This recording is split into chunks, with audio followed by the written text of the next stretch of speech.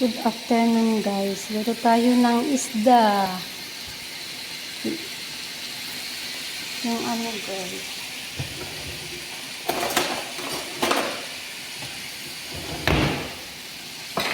Yung isda, linagyan ko na. Yung red na yun. Yun ang pinakaano.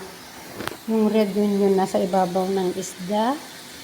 Tapos linagyan ko yung buo-buo na bawang. Tapos kamatis na cherry, tomato, at saka chili. Saka yung mga Arabic ingredients guys. Lagyan ko din ng olive oil. Yan lang guys. Masarap ng ulam. Fish.